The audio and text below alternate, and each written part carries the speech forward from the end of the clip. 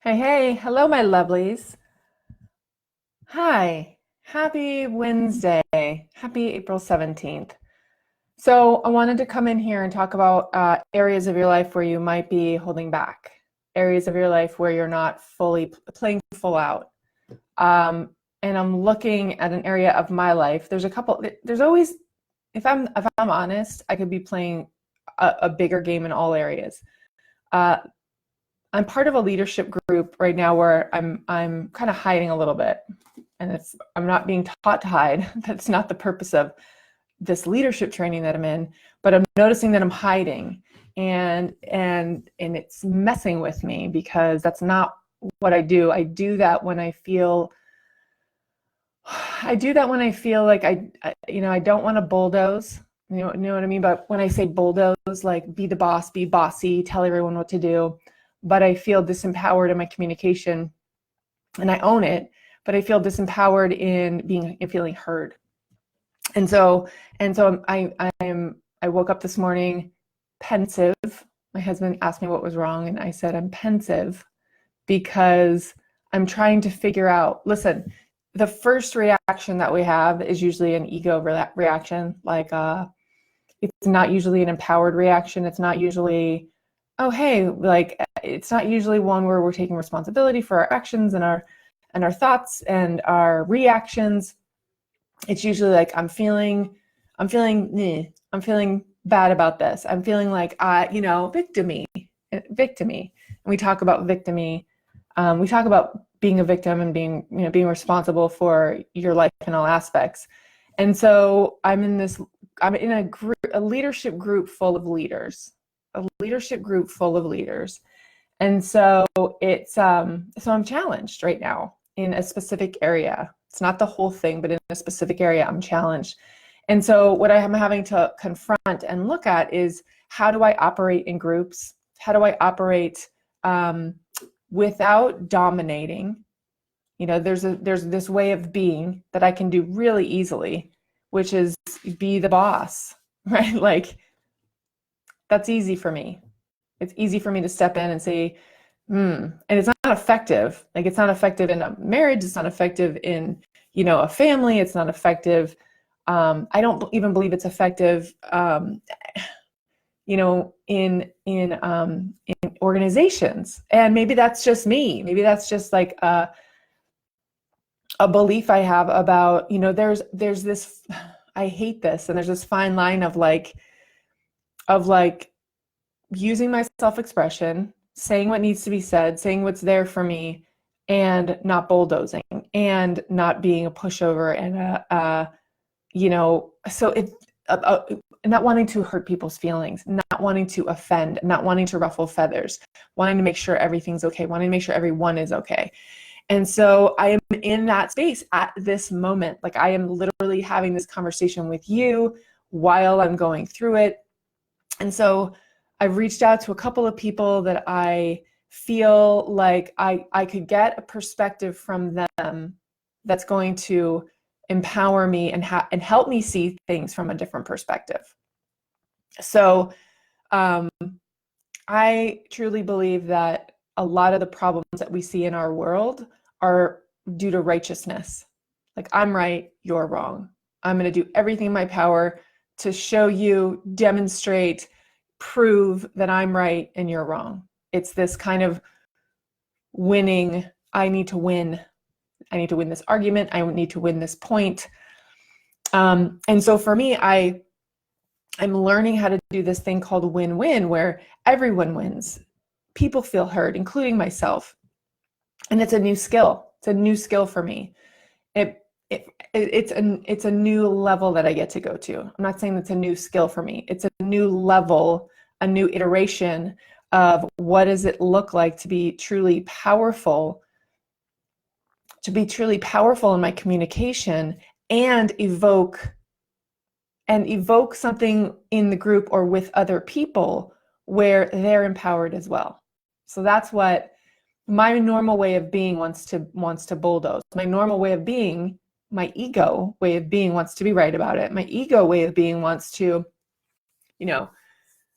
find all the evidence why this particular thing isn't right and this particular thing is.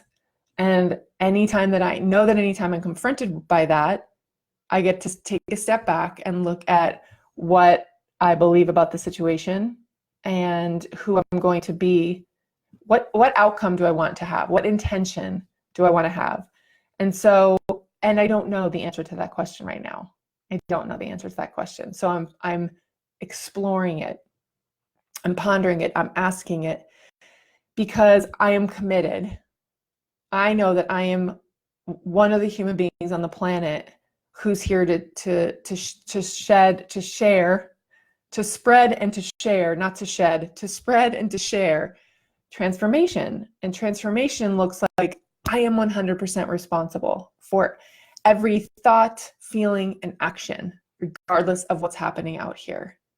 So imagine what the world would look like if we all allowed each other to be, to believe, to feel.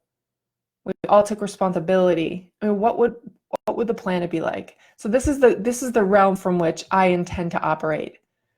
I do it in my business. I do it with my clients. I teach this.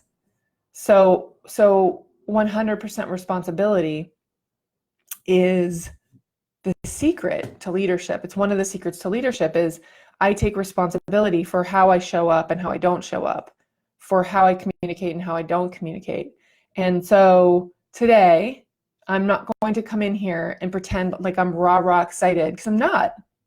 And so the thing that's holding me back is this place of like, I don't know what this looks like. I don't know how to be an empowering leader in a group of leaders, or in a group of leaders. I'm actually in two groups of leaders.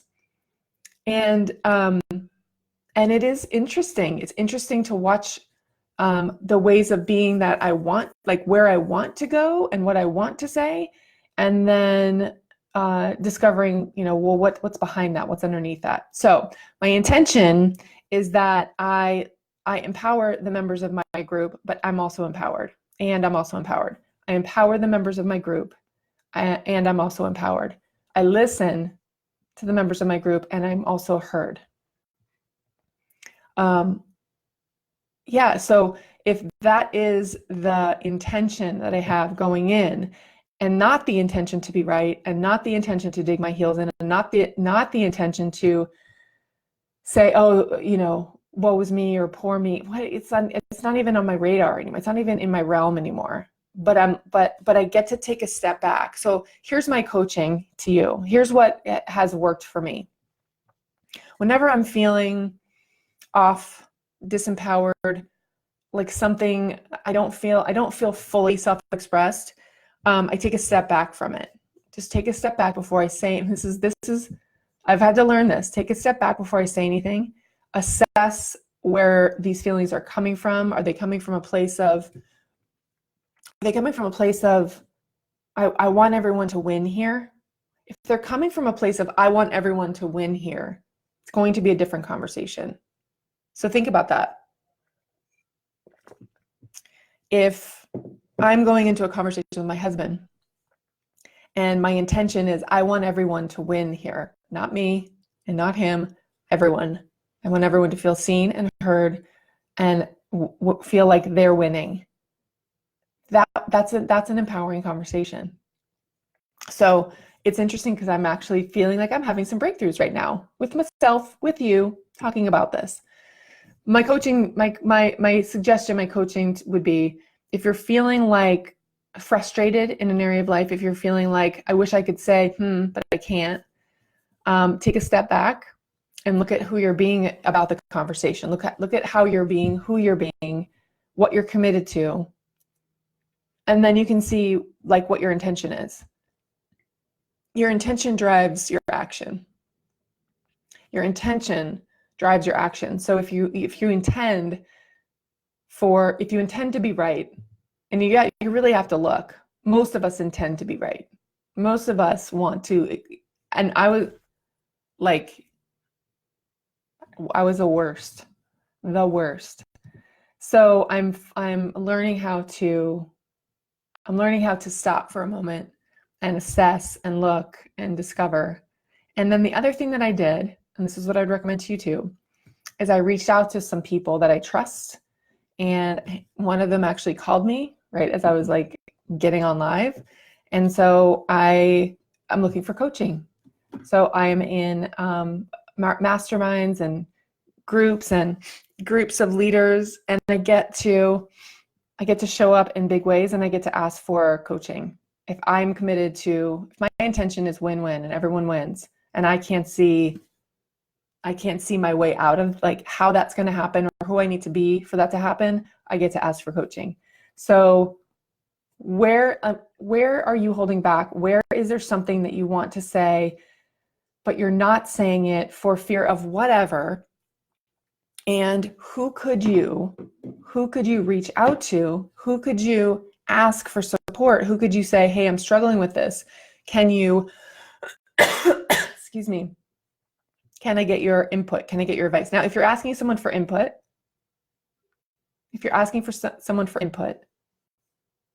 and they give it to you and you don't like what they hear, too bad. And like, too bad. Ask someone for input. Ask someone for coaching. Ask them what they see from their perspective, and they're going to see something different than you do. It's just the nature of humanity. It's the nature of human beings. So once they give you their input, thank them, and don't try to defend your position. That would just be you trying to be right about your position. So I'm going to go call my friend back, and I hope that he can actually chat with me. And I want to know how this, what did you get from this? What are you struggling with? And what would you, like, who would you reach out to say, hey, I need some perspective on this. Can I get your input? It's important. It's important that we be responsible for all of our stuff, our reactions, our actions, our feelings, all of it, right? So take this out into your day. If you're a woman and you follow me and you haven't registered for Shine Your Awesome, please do. Like, I am so lit up by these speakers. They're just amazing. Like, I mean, they're just remarkable human beings doing remarkable things, having gone through remarkable turmoil and breakdown, and they share where they're at and how they broke through and were able to take the struggle and make it a strength. So definitely get involved in that. It started today. We dropped our first interview today. And it's just, these women are remarkable. So with that, I will see you tomorrow, and I wish you all kinds of awesome today, and take advantage of this question. Where are you holding back, and who is it that you could reach out to ask for some support and some coaching? All right. Love you guys. Bye.